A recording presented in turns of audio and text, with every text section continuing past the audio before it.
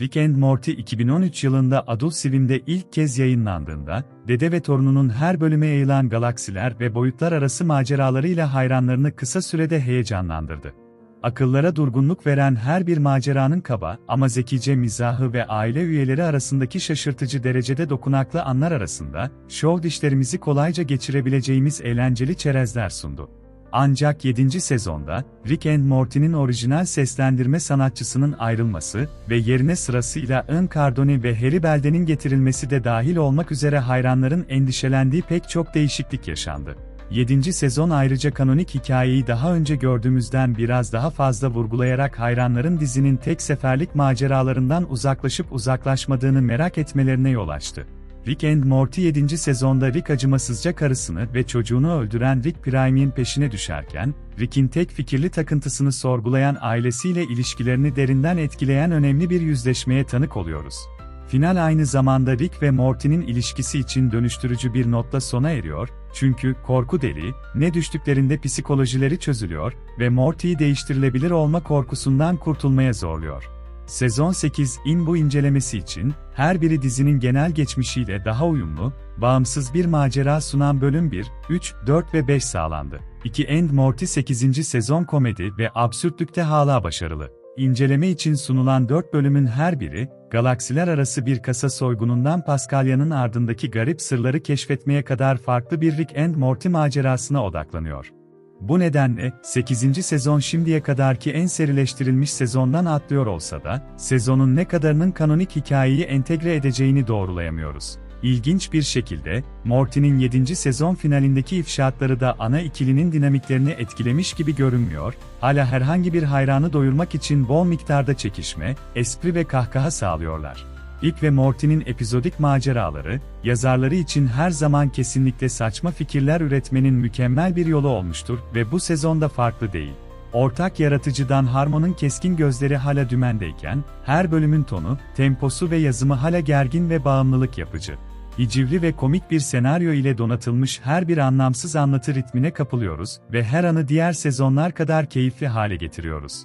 Bununla birlikte, tüm bunlar dizinin daha önce ele aldığı konular ve her ne kadar tekrar gibi görünse de, bozuk olmayanı düzeltme konusunda söylenebilecek bir şey var.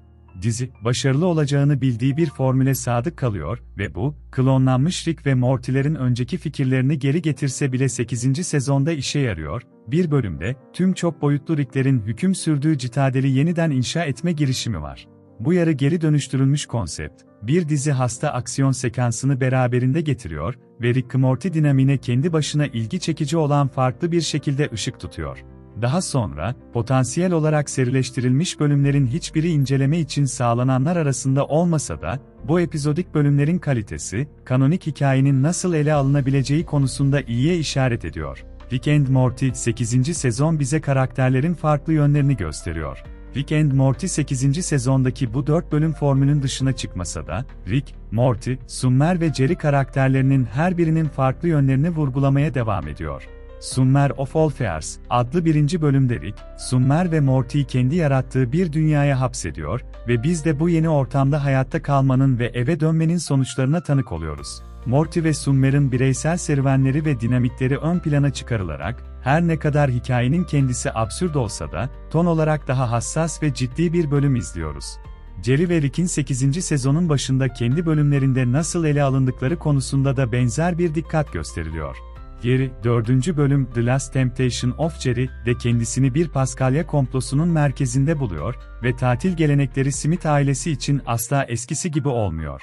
Bu bölüm açık ara en kaba bölümlerden biri olsa da, Jerry'i yeni bir ışık altında resmediyor ve onu her zamanki üzgün, genellikle aciz halinden ayrılırken görmek her zaman heyecan verici. O arada, hem Rick hem de Morty, 5. bölüm Cryo-Mort Arikver, da galaksiler arası bir soygunun odağı oluyorlar, burada Cryo uykudaki bir uzay gemisini soymaya çalışıyorlar ve bu da Rick'in hoş bir şekilde şok edici bir yönüyle sonuçlanıyor. Her bir karakterin farklı yönlerini keşfetmek Rick and Morty için yeni bir şey değil, ancak karakterlere sempati duyulmasını sağlayan daha fazla sahne ile karakterlerin işlenişinde daha güçlü bir duyarlılık akımı var gibi görünüyor. Bu hafif ton değişimine rağmen, Rick and Morty 8. sezon gerçekten sadece tutarlı olarak tanımlanabilir.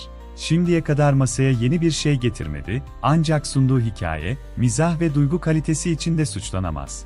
Absürtlük ve içten sahneler arasındaki dengeyi kurarken, bir kamyon dolusu komik hiciv ve yaratıcı görseller sunan Rick and Morty, dizinin uzun süredir hayranı olanları hayal kırıklığına uğratmayacak, bağımlılık yaratan, ucuz heyecanını sunmaya devam ediyor. Videoyu beğenmeyi ve kanala abone olmayı unutmayın.